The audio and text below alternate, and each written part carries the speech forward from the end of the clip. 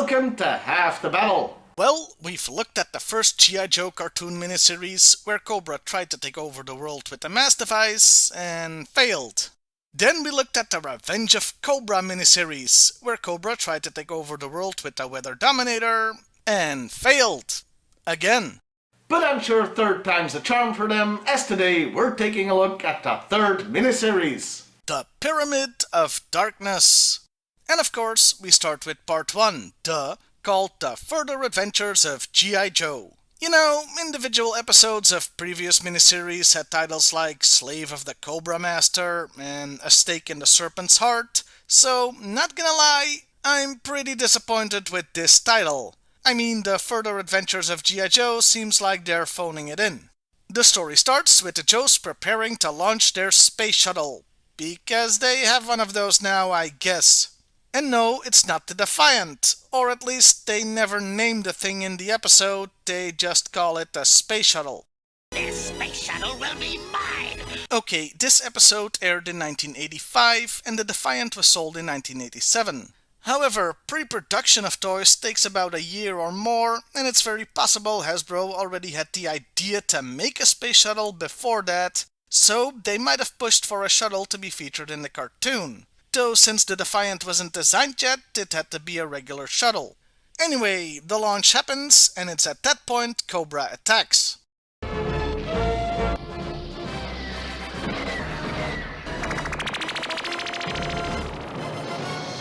And the laws of physics just got a huge migraine and are gonna sit this one out because the amount of thrust needed to let a shuttle reach escape velocity isn't gonna be countered by some ropes on some Hiss tanks. And speaking of things that are impossible, this space shuttle will be mine! Wrong again, Chrome Cheeks! Yeah, I just had to call an ambulance for the laws of physics. It's not looking good, you guys. Also, you may recall Cobra Commander was captured at the end of the Revenge of Cobra, but he's just fine here.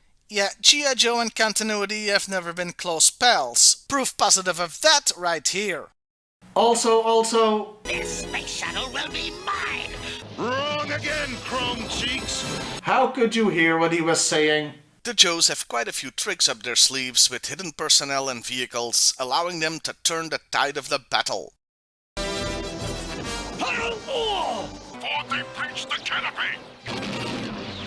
How dare they anticipate my strategy! It's a great dynamic battle with cool things happening even in the background. Though I have to point out a slight error. Tomax and Zaymat lose their trouble bubbles, but are later seen flying them anyway. Still, it's an awesome battle. But alas, all good things must come to an end, and the commander must use his catchphrase. Retreat! Retreat! Well, short miniseries, but hey, it was fun. I'll see you next time, everybody, and hey, yeah, okay, there's more stuff. The commander's retreat is interrupted, and he ends up in the drink too.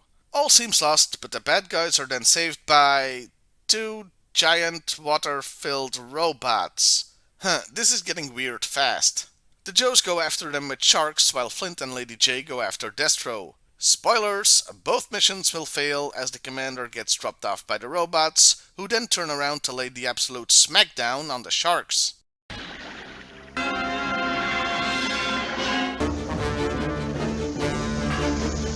Shipwreck and Snake Eyes do manage to give them the slip. Let's see if this gets us anywhere. Meanwhile, Destro evades capture by flying his plane into one of the Twin Towers. Yeah, okay.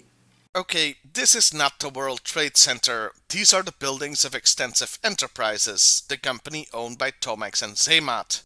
The site is just modeled after the Twin Towers because they are twins, you see. Look, this cartoon is from 16 years before 9/11, obviously. So let's just try to ignore it and move on. The commander explains the attack was just a diversion, and while everybody was busy shooting, a Rattler went up to the shuttle and snuck a cargo pod on board. Using a tractor beam because Rattlers have that, apparently. Okay, making a colossal military failure part of your plan probably is a very smart thing for Cobra to do, since those tend to happen to them anyway. Special cargo pod! And just what is this cargo? Well, we'll soon find out as the shuttle is heading for the space station from 2001 A Space Odyssey. Well, that is what it is. And it's G.I. Joe's very own space station. Next up, G.I. Joe Space Station Delta. That thing must have cost $1 trillion. Military spending, everybody! The Joes, and one non-Joe that's in no way suspicious, discover the extra cargo. Yeah, he is of course Zartan, and he's even managed to smuggle the Dreadnoks on board. Good thing those cargo pods aren't airtight, I guess. Meanwhile, the Joes decide to open the pod. What? No? It's cargo you didn't put there that appeared after Cobra shenanigans. Jettison that thing into space and watch it float into the sun. Have you not seen Alien? And now we come to one of the most divisive things in the G.I. Joe fandom. I give you the Fatal Fluffies. Oh, how adorable. Oh, they're so cute. There are G.I. Joe fans who hate this. There are G.I. Joe fans who love this. As for me, I don't really care. it's the cartoon. A lot of weird crap happens in it, but I'll talk more about them later. I'm sure you will enjoy their deadly secret. That's not what the card says. Also, that's a threat from Cobra Commander. I don't care if they're cute, shove them in the nearest airlock and blow them into space. Zartan makes himself known, and by blowing on a whistle, he transforms the Care Bears rejects into huge monsters. As you do. They also grow laser pistols for some reason. The Joes fight back, but are overwhelmed by the furry onslaught and are forced to surrender. Leaving behind the Minotaur fuzzies from outer space, we check in with Shipwreck and Snake Eyes, who are able to sneak into Cobra's underwater facility. Though even Shipwreck admits they're not the ideal infiltration team. The Wolf and Parrot certainly don't help. Despite this, they acquire some Cobra uniforms and join the subway. Now try to relax and act natural. He's still wearing his mask. I think people are gonna notice. Also, kinda ironic that these Cobras don't wear masks. Meanwhile, back at G.I. Joe headquarters, Responding to my transmission, it has enabled me to lock firing coordinates on your headquarters. okay, Zartan didn't install that, they just had it, and I'm pretty sure an orbital death laser is illegal or against some convention, but you do you, Joes. All things are coming up Cobra, and this is just the beginning as the commander explains his master plan. In a nutshell, 4 cubes will be placed on Earth and will link up with the space station, forming a pyramid that makes it impossible for electricity to function. Though half of Australia looks like it should be fine though. Shipwreck and Snake Eyes have arrived at their destination, where those cubes are being made. They do have to get through security though, which Cobra appears to have outsourced to the Cylons. Repeat. Hail, Cobra Commander! Intruders exterminated! Well, they're dead. And that was the first episode of the Pyramid of Darkness.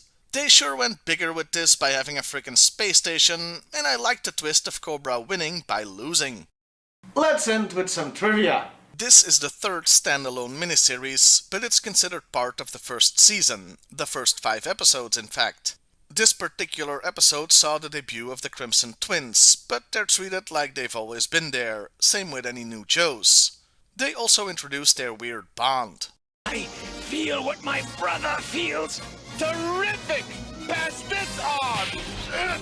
There will be one prominent character introduction later in the series, but it's spoiled somewhat by an animation error in this very episode. To get back to the Fatal Fluffies, it's interesting they're paired with Zartan and his gang. You wanna know why? Because these things were Hasbro's original plan for what the Dreadnoks were supposed to be, evil Ewok monsters. But Larry Hama put his foot down and said that wouldn't work, but to try evil bikers instead. This miniseries is proof that somebody at Hasbro did not want to let things go, and they'd get their evil Ewoks one way or another. I expect a lively debate about the Fatal Fluffies in the comments below. Overall, this miniseries starts off weird, but I like it so far, and I'm interested to see how Cobra Commander is gonna screw this up. I mean, how the story is gonna go. Well, I'll see you next time, everybody, and hey, why not like, share, and subscribe if that's your thing.